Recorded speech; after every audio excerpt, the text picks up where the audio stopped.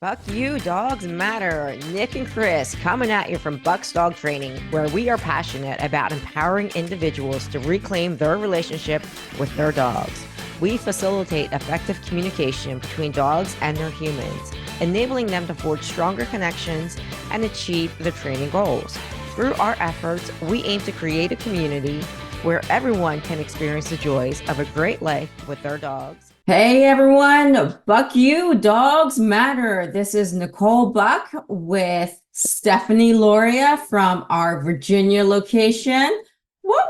Steph is in the house. And today we are talking about muzzle conditioning and why muzzling and teaching your dog how to be muzzled is so important. So Steph has put together a presentation and I'm going to pass it to her right now and let her share what she's put together for us as far as muzzle conditioning and why muzzling is so important. So bear with us for the next couple of minutes, about 30 minutes. We're going to talk about why muzzling is so important, and then we're going to have an interactive discussion. So Steph, I'm going to pass it to you and let you take the lead from here. Go ahead, Steph. Hey, Nicole, thank you so much for having me on Buck You Dogs Matter. So excited to be here and really, really excited to talk about this subject. Well, I knew it was controversial, but I didn't know how controversial until we posted a video about muzzling. And we'll talk about that a little bit further along in the presentation. But, you know, as dog trainers, the one thing that I really love about what we do for a living and actually our vocation is really education and training. I'm a teacher by trade, and I love to learn, and I love to build awareness and help people learn.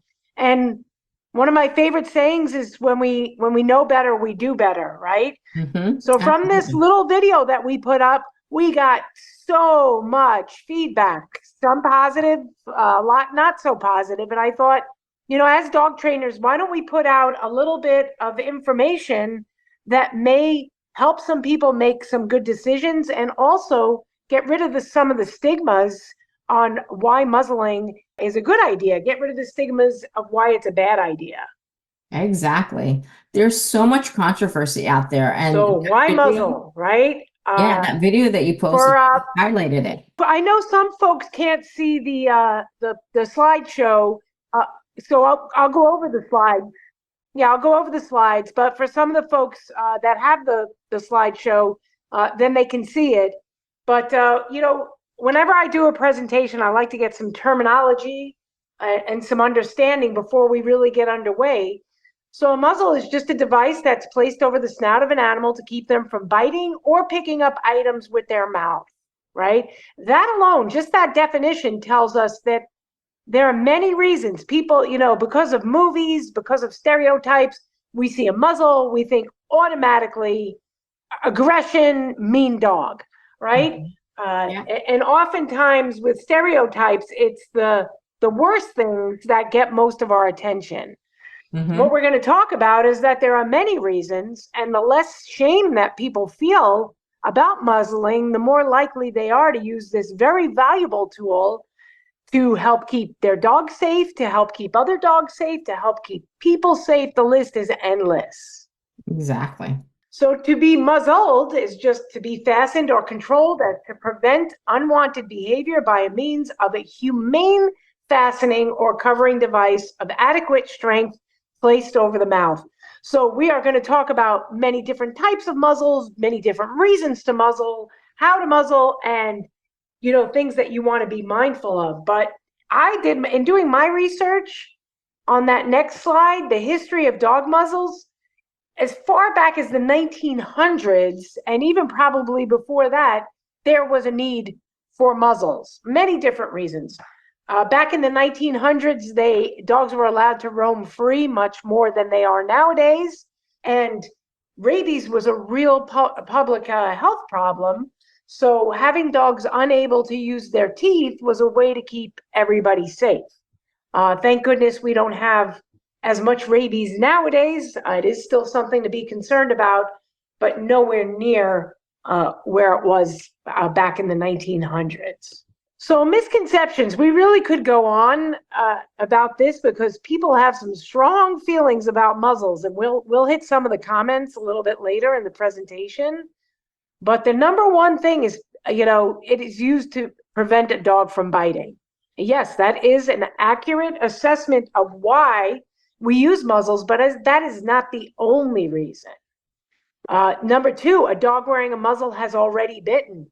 For us as trainers, we love to use a muzzle long before a dog bites. Dogs give us many signs before they're going to use their teeth. Wouldn't you agree with that, Miss Nicole? 100%. Yes, I would.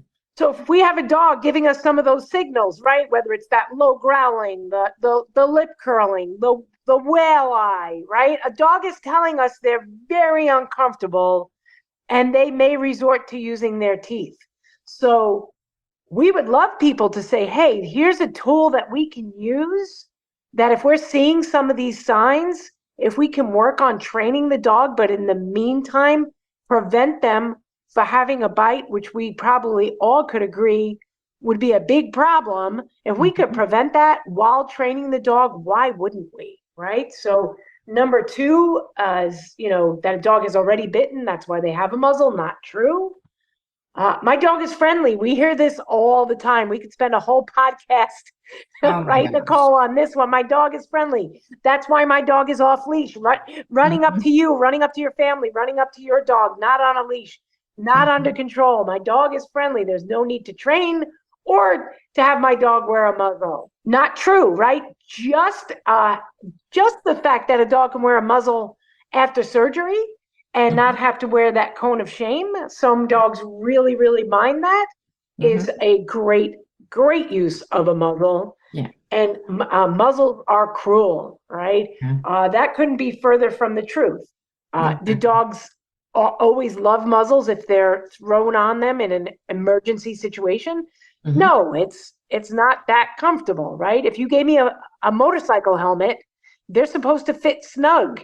Right. It takes me a couple times of wearing that helmet to get used to it, right? So ideally, we give the dog a chance to get used to the muzzle. Right. Any comments so far, Ms. Nicole? Yeah, there was an analogy that another trainer from a different location that they use that I love. And I always use the seatbelt, but they used wearing a bra. And so women will identify with this, not necessarily men, but women will definitely identify with this. Men, maybe, if you equate it to, wearing a tie or wearing a jock strap or something. But for women, putting that bra on every day, let me tell you, it's not pretty, it's not comfortable, but it's definitely necessary. And you get used to it, You have to put that bra on every day to keep those girls in place. So I get it. As a woman, I put a bra on every day and I don't always love it, but guess what? You get used to it. And sometimes that's what the muzzle is for a dog. So I love it. Absolutely. Me too. And you know what? It does become second nature, especially if we have the opportunity to go slow and let a dog have a very positive association with it, right? Yeah, absolutely. That's the ideal situation. So one of the conditions that a lot of folks aren't, go ahead. I was going to say, that's the ideal situation, but unfortunately, a lot of times we don't have the opportunity to create the ideal situation. And we'll go into that in a little bit later, but there are times where you run across an emergency where you have to be able to muzzle a dog on the fly, and you don't have the time to condition them. And so you have to teach them, you have to learn how to basically muzzle an aggressive dog on the fly without having the ability or the time to properly condition them. And so it would be so helpful if everyone conditioned their dogs to a muzzle early on. So anyway, absolutely. And we're gonna talk about a couple of reasons that that are great ideas that people might not even think of. But this is one thing that a lot of folks may not know is a real thing with dogs, and it's also in people. It is a diagnosis. Now, dogs eat rocks, sticks, stuffed animals, lots of things that they shouldn't eat, right? And we hopefully train them to drop it or leave it, or that we can take something out of their mouth. But some dogs have this illness to a degree, and it's called pica, and it's a condition where dogs constantly eat objects that are not food. It could be metal, plastic, cloth, rocks, dirt, feces, and it is considered to be a psychological disorder. You know, all you have to do is spend one night in the emergency room with a dog, and a couple $1,000s later, and you may think about getting a $40 muzzle to prevent that from happening until you can train your dog to leave objects. But people don't even know that that could be a reason to muzzle. Yeah. I mean, I had Trini when I first So got a couple of other reasons continued. Yeah, just real quick story. Steph, when I first got Trinity, she ate rocks. And she was adamant, man. Every rock she saw, every stone she saw, she wanted to eat it. She swallowed it. I cannot tell you how many times she pooped out stones or rocks. Some of them small, some of them a little bit larger. I'm like, what is wrong with this girl? I had to break her of that. And it took a couple of weeks. Yeah, that was tough. Right. In the meantime, right, if you have a dog that has a condition, you know, you could lose your dog or spend thousands and thousands of dollars on a vet visit compared to using a muzzle as a tool while you work on getting the dog conditioned to not pick up stuff off the ground. That's a great example. Absolutely. So for vet visits, right, visits, you know, a dog can get very, very stressed and uncomfortable in a vet situation. Why not get your dog used to a muzzle so that if they do wind up in a situation at a vet, the vet techs can all do their work safely, right? Some dogs, number two, some dogs are great with grooming, with getting their nails done, but we have come across many dogs that are the nicest dog in the world until you touch their paws, right? Yeah, absolutely. Yeah, I Public transportation, right? Taking dogs out in public. Yeah, I get so many dogs, so many of our clients who come in and ask for me to help them with grooming their dogs as far as clipping their nails and helping them just do basic stuff with the grooming because they never condition their dog and they can't take them to a groomer because their dogs will react. Yeah, it's crazy. I mean, that's something that we do with every single one of our pups from day one. We're constantly touching every part of their body, getting them desensitized and clipping their nails and touching them everywhere that a vet would touch because we want them to know, hey, this is okay. You're going to allow this. Yes, very, very valuable tool, right? You know, public transportation. And this makes me think of also like a severe case, like with the crazy weather patterns we have, right? You see on the news with flooding, tornadoes, you know, just a crazy situation, right? And now you're displaced and you have your dog who may have, say, some reactivity. Now you're in a shelter, lucky enough if they even let a dog in that shelter. But how much better would it be for your dog and everybody around you if in an emergency, your dog was used to being muzzled and you could have that dog in a stressful situation just being safe? Yeah, absolutely. That is so important. One of the comments on the Facebook notes was a woman had she muzzles her dogs when she takes them in the car. She says that if God forbid she gets into a car accident and something happens to her and somebody else has to handle her dog in that very stressful situations, her dogs aren't even aggressive. She's just being so proactive that if God forbid she gets in an accident, that if somebody had to handle her dogs, now they've just been in an accident, they could be injured, right? Yeah. She's going to have them in a muzzle in the car, God forbid, so that the first responders can handle her dog safely. You know, how conscientious is that? Yeah, absolutely. And most people don't even take it to that level. They don't think beyond. And number 5, no, you go ahead. They don't think beyond. Go ahead. Yeah, I mean, they don't think beyond their own, you know, personal biases or their own personal wants. They're just, hey, this is my dog. This is what he does. He never is aggressive. They don't think beyond that to what if, you know, to what could potentially happen. And there are a lot of times where something could potentially happen. And then they're basically SOL because no one can handle their dog, or their dog does not know how to be in a stressful situation and respond accordingly. And it's so important to be able to teach your dog how to be able to respond in a polite, appropriate manner. If they're going to be handled by somebody, if they have to be muzzled, if they have to be transported, if they have to deal with someone other than their owner. People get so insular in their own life that they don't think beyond that sometimes. And it's so hard sometimes to teach people, you need to think beyond yourself and your own little world. Number 5, reasons continued. But number 5, training, keeping everybody safe while teaching the dog to make good decisions, right? We do this all the time in our training. We have a dog who's a little funny around men with hats, other dogs, women in skirts. It's Tuesday. You know, we get to practice with these dogs well, conditioning them and making a positive association. But if we didn't use a muzzle, we would be putting the triggers at risk. We would be putting our trainers at risk. So utilizing a muzzle in training is just such a valuable tool. Absolutely.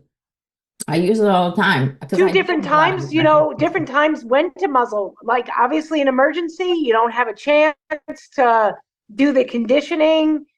Something's happened and you need to, maybe an injury to the dog. You've got to get that muzzle on the dog. That's an emergency situation, not ideal.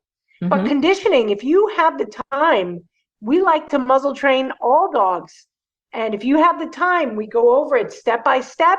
We do it in a positive manner and we make it positive associations. Yeah, absolutely. A couple different types of muzzles, right? Exactly. You often see those little mesh ones. Yeah, there's so many different types. I tend to use more of the agitation muzzles because I deal with the really hardcore, but there's Baskerville muzzles, which are more open. So you can feed the dogs, they can still eat and drink and they can breathe. I have a lot of pant room. There's one pictured on the picture here where it's more plastic with a lot of holes, a lot of breathing room. The biggest thing, the most important thing with a muzzle is that they have room to breathe, to pant, to open their mouth, and to be able to make sure that the muzzle doesn't come off of them. Because dogs can be very, very smart and very good at getting that. Yeah, so off. Different types of muzzles. Yes. Right? So, yes, indeed. So different types of muzzles and different fits for different situations. Absolutely. So on the next slide, we see there's a mesh muzzle and then a basket muzzle. The mesh muzzles are very short term. Some things that folks don't realize with muzzles is that dogs regulate their temperature through breathing and they have to be able to open their mouths. Yes. So those nylon muzzles are only good for short periods of time and usually for a quick nail clip. The basket muzzles, they're all different types. Like you said, Nicole, there are some that are considered agitation muzzles. They're bite proof. And then there are all different types from there, plastic, biothane, leather. We actually are so turned on by muzzle training here in Virginia that we're starting to do custom muzzles made out of leather or biothane, making them nice and attractive and really trying to reduce the stigma around wearing muzzles. Right. But we want them to fit perfectly and have them custom made. And comfortable. And here's a couple of things that I've noticed about muzzles as I've used them. They tend to be like the agitation muzzles. They're not made to be worn all the time because you can't open the mouth fully. They don't have a lot of pant room. What they're really good for is the dog can't get out of them and they can't really get to you and bite you. And they're fairly easy to put on, relatively easy, I should say. Now, there are other muzzles that are designed so that they don't create like an abrasion on the dog's nose, because there are some muzzles where the plastic is pretty hard. And if they're wearing it for an extended amount of time with like really aggressive dogs where you don't have that trust yet, where you can take that muzzle on and off, it's gonna create an abrasion, like especially on the top of their nose, where it's rubbing constantly because dogs are constantly trying to get the muzzle off. They're bumping their muzzle and their nose, trying to get it off, and it's constantly rubbing. So it will create an abrasion. So our goal is to try and get the muzzle off as soon as possible so they don't have to wear it every single day. But at the same time, we do have to be safe. We have to be safe, and we have to keep all of those around us safe. But we do also need to take into consideration the dog and its comfort and its ability to be able to live a semi-normal life. Now, typically when we get a dog in, when we're muzzling it, we don't keep the muzzle on any longer than we absolutely have to. And we will take that muzzle off and put that muzzle on.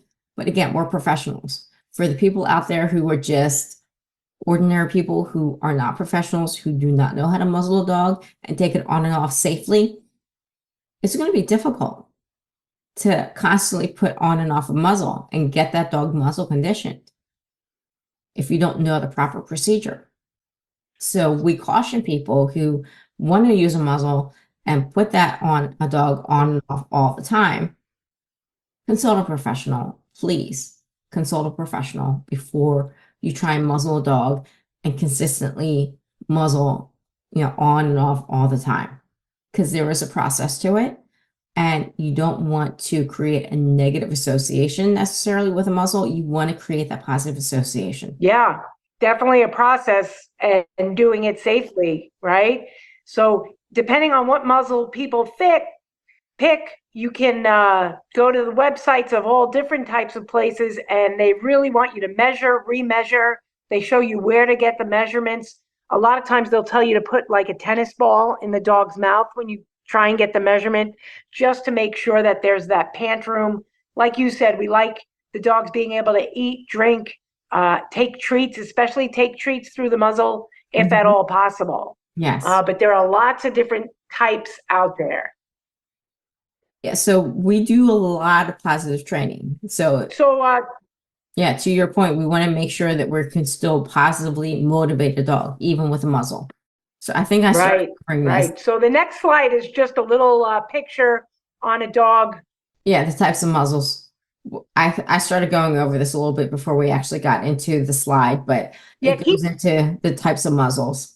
Yeah, keep going. Two more slides. Go to how to get a dog used to a muzzle. Okay, here you go. No, keep going. Yeah, this is how to get a dog used to a muzzle. Okay. Yeah. So perfect. Yeah. So ideally, right, if we have time, just like anything we're introducing to the dog, whether it's a crate, whether it's a leash, different types of collars, working on getting them positive associations, show them the item, treat them, pet them, play with them, let them see that anytime that item comes out, something positive is happening. Then ideally we use a bigger, with Duke, we used a bucket. Duke is, you'll start to hear more about him. He's our famous Facebook dog.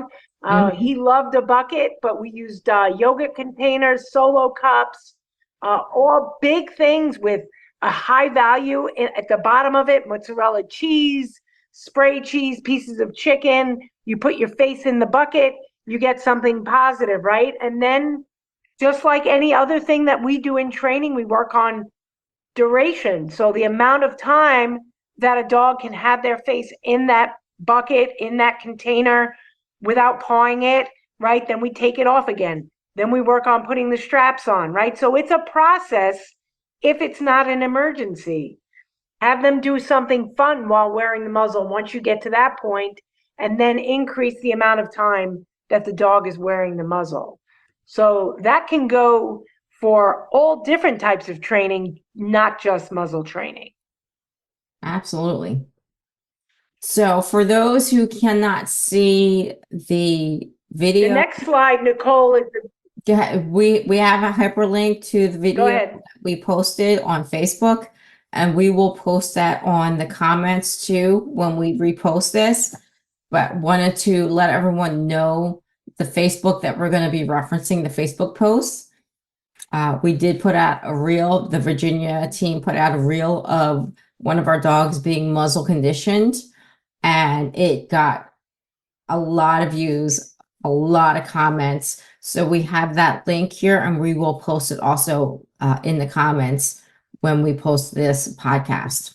So my thoughts on muzzle training. I mirror a lot of what Steph and Team Virginia feel as far as muzzle conditioning. I think it's critically important for every dog to be muzzle trained, muzzle conditioned.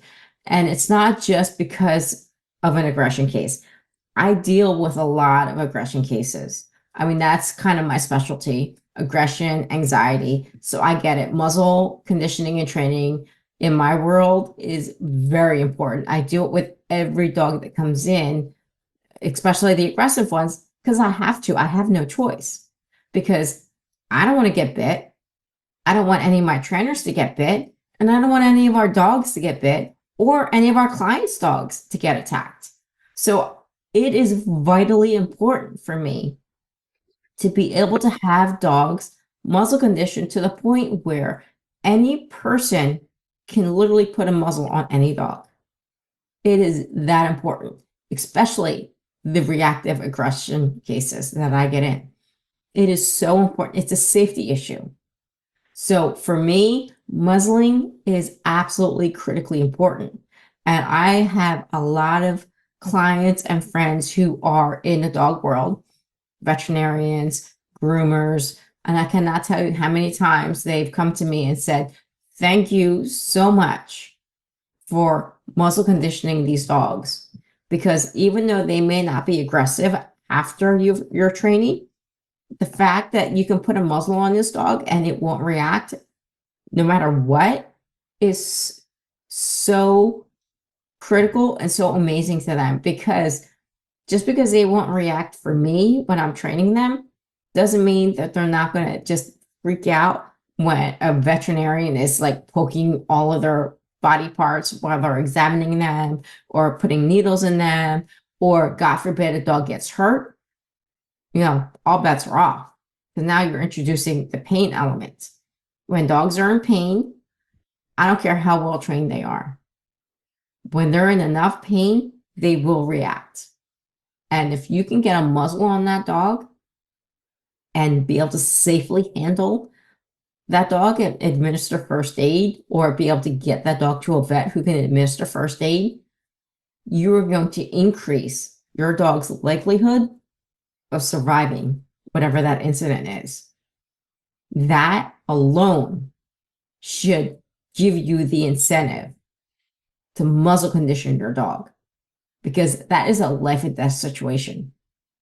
If you can make sure that no matter what, your dog can be handled by any person in an emergency situation, that right there gives you the incentive, or should give you the incentive, to muzzle condition your dog. It does not have to be a stressful situation.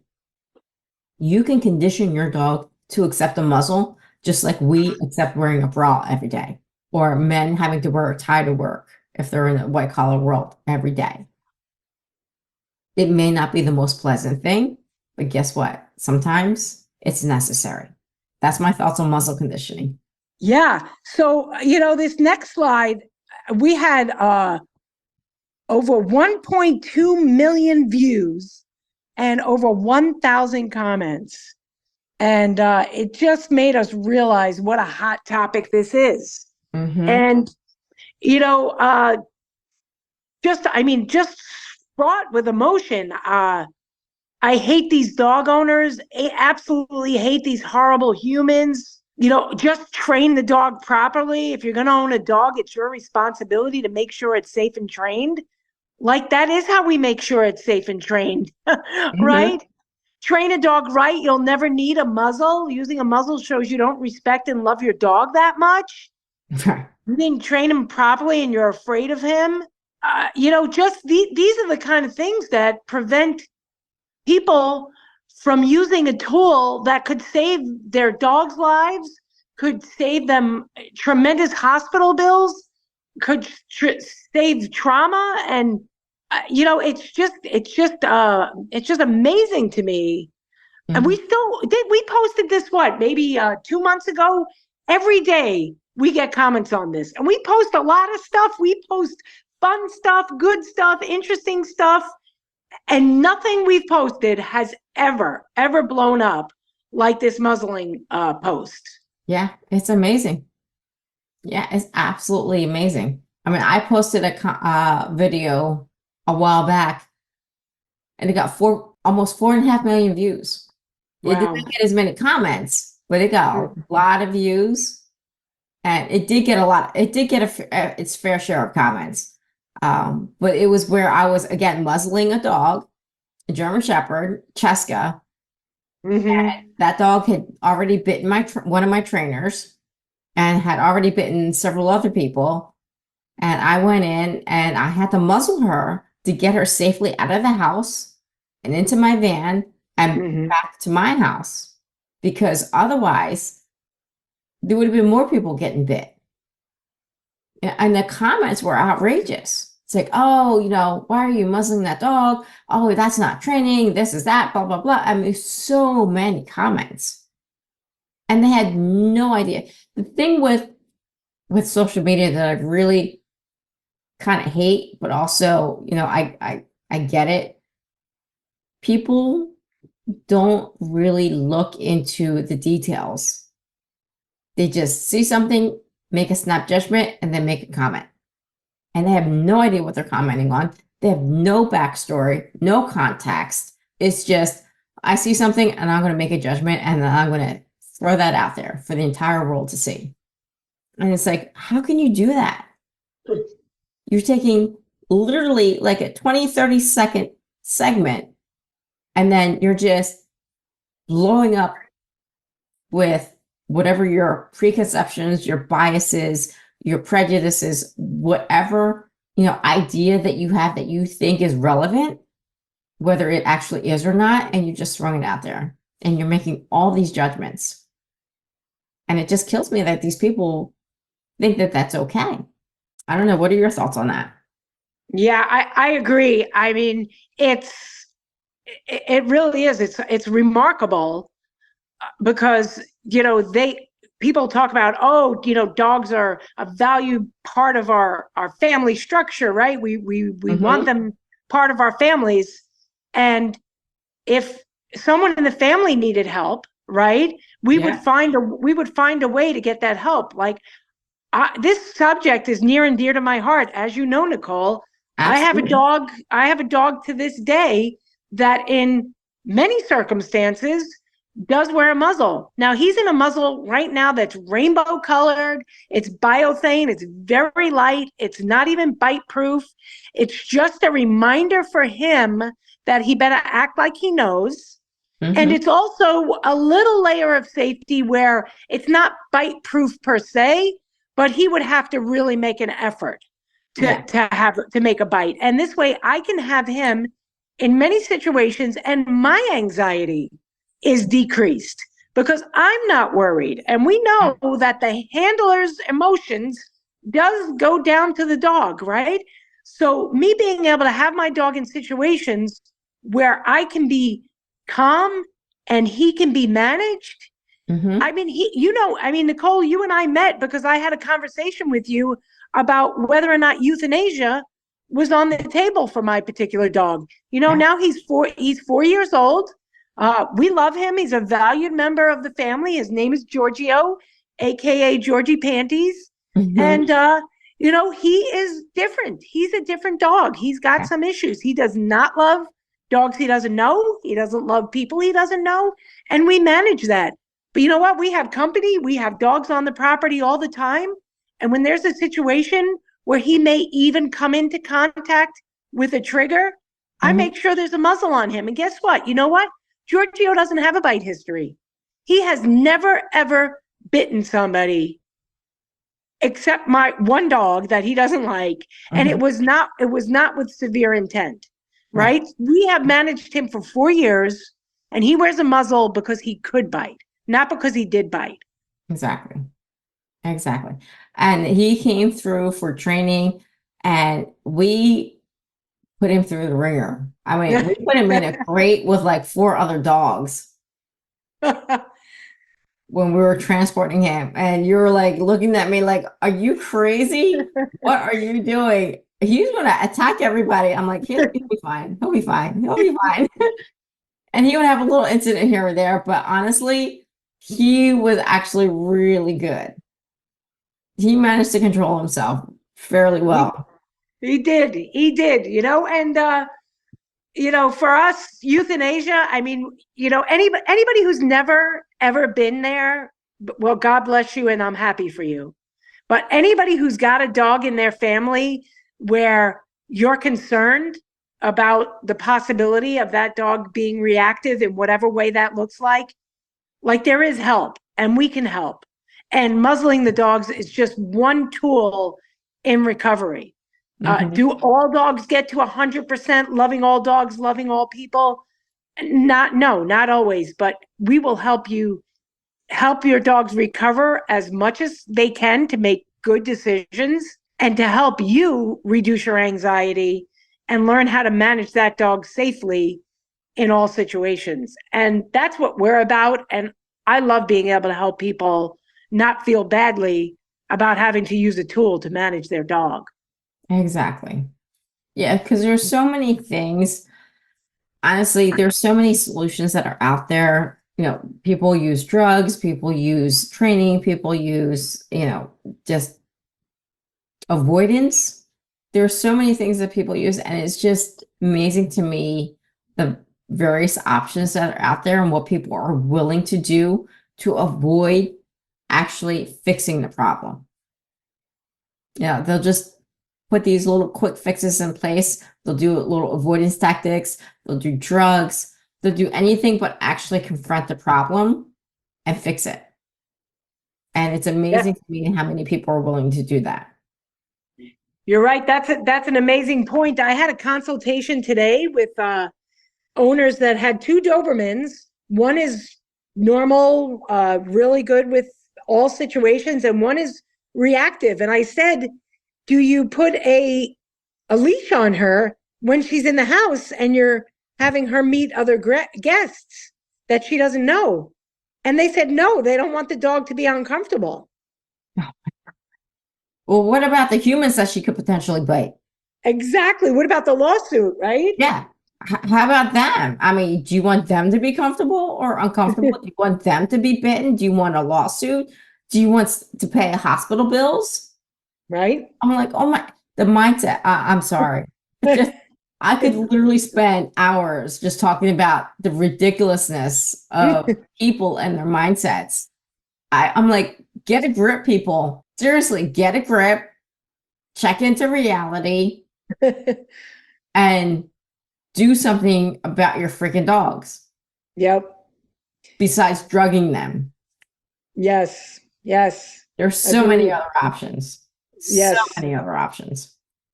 And you know what? I mean, we are always going to get some pushback by people who don't know better, right? Yeah. But there are plenty of people out there who are going to see and meet us and hear from us, and we are going to be able to help educate them.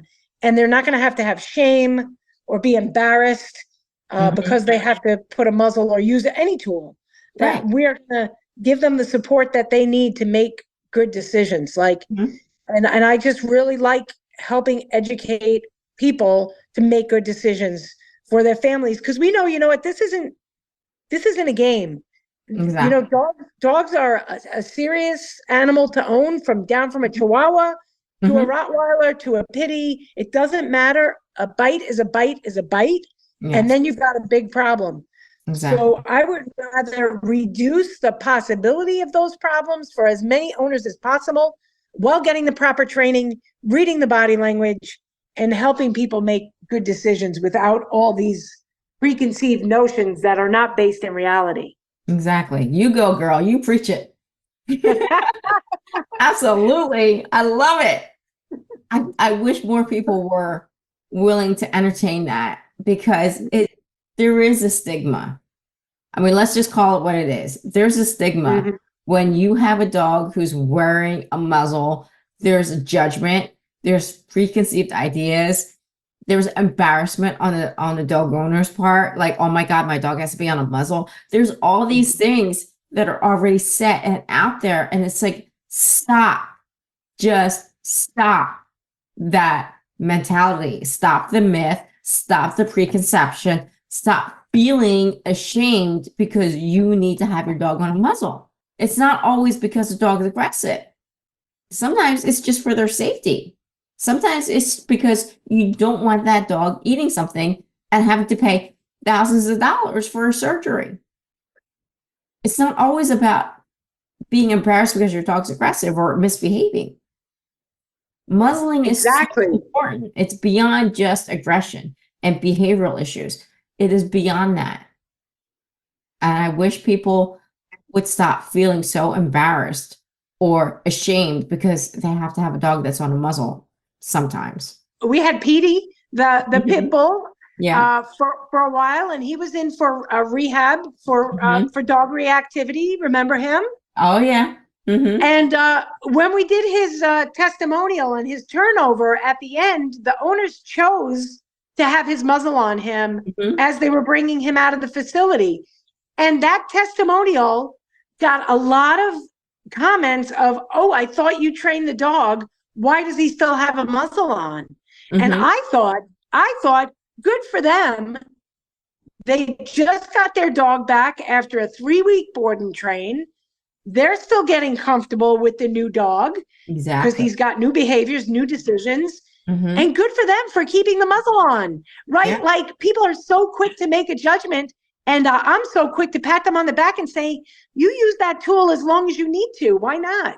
Exactly. It's not a negative. And that's the preconception that we have to turn around. A muzzle is not always a negative.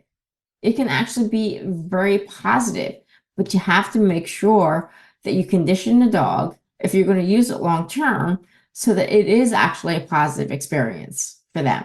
It's not a negative association. And I think that's right, the point. So true. And that ounce of prevention is better than a pound of the cure, right? Yeah, this 100%.